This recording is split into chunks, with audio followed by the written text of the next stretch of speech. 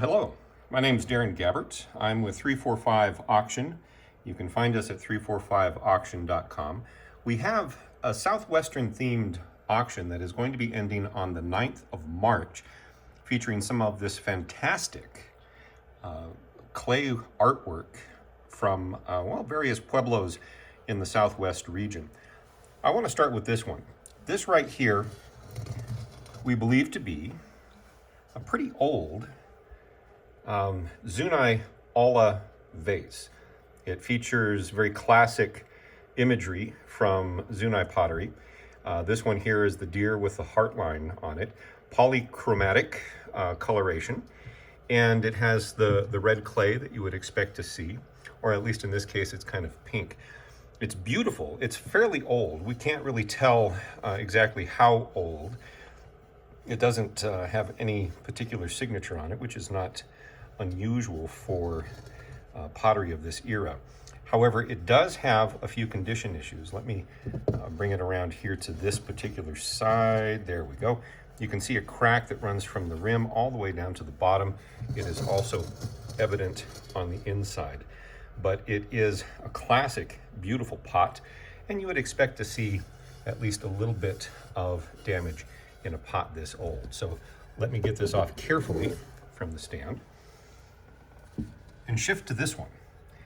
This is a Zia Pueblo pot, and this probably dates to the 40s, perhaps again a little bit earlier. I think that these are all fairly old pieces. They have, again, the classic iconography, polychromatic color scheme, beautiful stuff.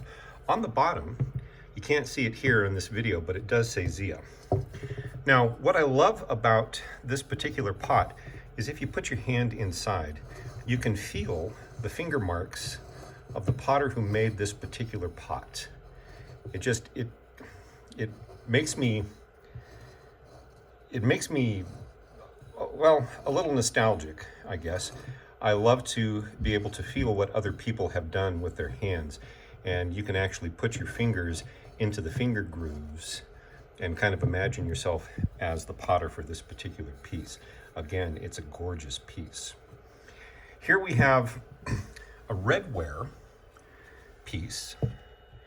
I believe that this is Hopi, and it features the water serpent, and Avanyo, perhaps, is the name. I probably just desecrated that particular name. It is the guardian of the water, and as you look around here, you can see that it is beautifully carved and then painted. The serpent that guards the water, you can see some lightning coming out through here. I would imagine that this would be an oasis, or at least the figure of an oasis.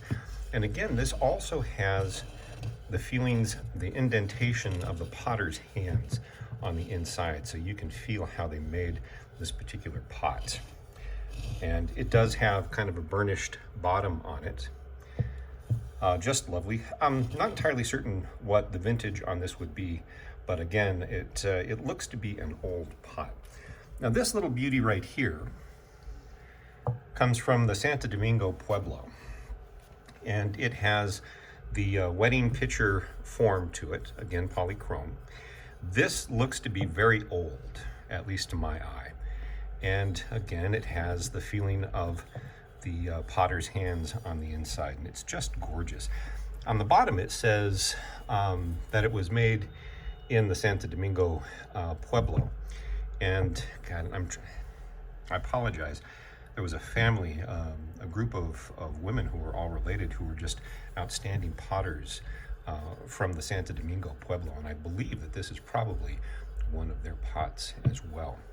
And then lastly, we have some pots from the Santa Clara pottery. Now these have all of the features of the classic Santa Clara style, the Santa Clara Pueblo. This particular one here is inscribed on the bottom, signed by Francis Salazar, right there. And you can see the typical cutaway relief, the shiny, very shiny black glaze. It's not all that big, but again, you can feel the hands on the inside as the potter shaped this particular piece. This one right here is kind of interesting. It has sort of a square opening on it, and the sides are flat, even though the overall shape is round. This one is from Santa Anita Sauzo, and it is also signed on the bottom. It doesn't have the deep carving, but it does have, again, the classic geometric designs that you would expect to see in Santa Clara Pottery, Santa Clara Pueblo Pottery. So all of this is coming up for auction on the 9th of March. And you can go to 345auction.com, follow the links, and then find your way to the auction. You will have to register. And then once you register, actually, hang on, there we go. Once you register, you can bid. You can see more information on each one of these pieces, and they are extraordinarily beautiful. So thanks for watching. And if you decide to bid, good luck.